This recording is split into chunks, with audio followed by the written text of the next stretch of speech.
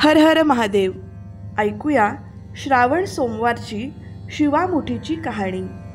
एक आटपाट नगर होतं. तिथं एक राजा होता. त्या राजाला 4 सुना होत्या. 3 आवडत्या व 1 नावडती होती. आवडत्या सुनांचा तो चांगला सांभाळ करी. नावडतीला जेवायला उष्ट, नेसायला जाडं भरडं, राहावयास गुरांचं बेट दिलं, गुराख्याचं काम दिलं. पुढं श्रावण महिना आला.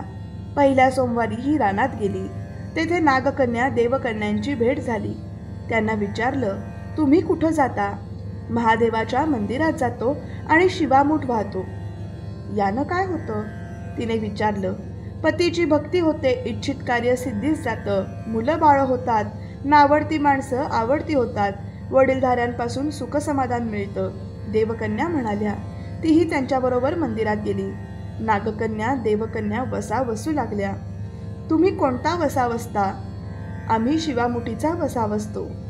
त्या वशाला काय करावं? थोडे तांदूळ घ्यावेत, शिवराई, सुपारी, गंधफूल, 2 बेलाची पानं घेऊन महादेवाची मनोभावे पूजा करावी.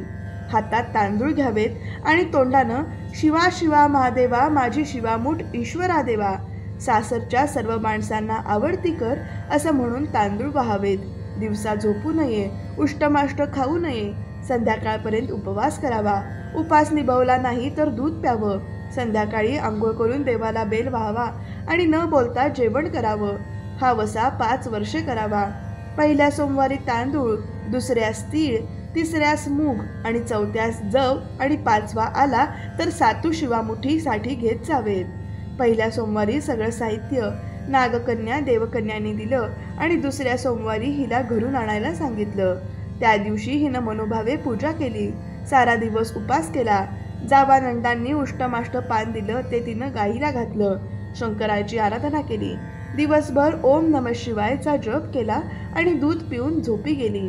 दुसऱ्या सोमवारी नावडतीनं घरातून सर्व सामान घेतलं. रानात जाऊन नागकन्यांबरोबर मोठ्या भक्तिभावाने पूजा केली आणि शिवा शिवा महादेवा माझी शिवामूठ ईश्वरा देवा, सासू सासऱ्यांना, दिरा भावांना, नणंद जावांना, माझ्या पतीला मी नावडती आहे तरी आवडती कर देवा असं म्हणून तीळ वाहिले. दिवसभर उपवास केला. रात्री दूध पिऊन झोपी गेली. सासऱ्यांनी विचारलं, तुझा देव कुठे आहे? नावडतीनं उत्तर दिलं, माझा देव फार लांब आहे. मार्ग काट्याकुट्यांचा कठीण आहे. साप वाघ आहेत, तिथं माझा देव आहे. तिसऱ्या सोमवारी पूजेचं सामान घेऊन देवाला निघाली तेव्हा तिच्या मागोमाग घरातील सर्व माणसं निघाली. नावडते तुझा देव दाखव म्हणू लागली. नावडतीला रानातून जाताना काहीच त्रास झाला नाही, कारण तिला रोजची सवय होती. पण इतरांना काटेकुटे लागले.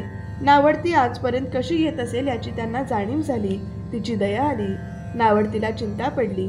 तिने देवाचा धावा केला. अंतःकरणापासून प्रार्थना केली. नागकन्या देवकन्या या सहवर्तमान देऊळ सोन्याचं झालं. रत्नजडीत खांब झाले. हंड्या डोलू लागल्या. स्वयंभू महादेवाची पिंडी झाली. सगळ्यांनी देवाचं दर्शन घेतलं. नावडतीनं नेहमीप्रमाणे भक्तिभावाने पूजा केली. मनोभावे प्रार्थना केली व मूग शिवाला वाहिले. राजाला मोठा आनंद झाला. नावडतीवर प्रेम वाढलं. तिला दागिने दिले. राजा खुंटीवर पागोटं ठेवून तळ पाहायला गेला. नावडतीची पूजा झाल्यावर सगळी माणसं बाहेर आली. इकडे देऊळ अदृश्य झालं. पागोटं घेण्यासाठी राजा देवळाकडे गेला. तिथं एक लहान देऊळ, एक पिंड होती. आपण केलेली पूजा, खुंटीवर पागोटं आहे. तेव्हा त्याने सुनेला विचारलं, हे कसं झालं? माझा गरिबाचा हाच देव. मी देवाची प्रार्थना केली, त्यानं तुम्हाला दर्शन दिलं. सुनेमुळे देव भेटला म्हणून तिला पालखीत घालून घरी आणलं. शिवामुठीचा वसा वसला म्हणून ती नावडतीची आवडती झाली. जसा तिला शंकर प्रसन्न झाला तसा तुम्हा आम्हाला होवो. ही 60 उत्तराची कहाणी 5 उत्तरी सुफळ संपूर्ण. हर हर महादेव. ओम नमः शिवाय.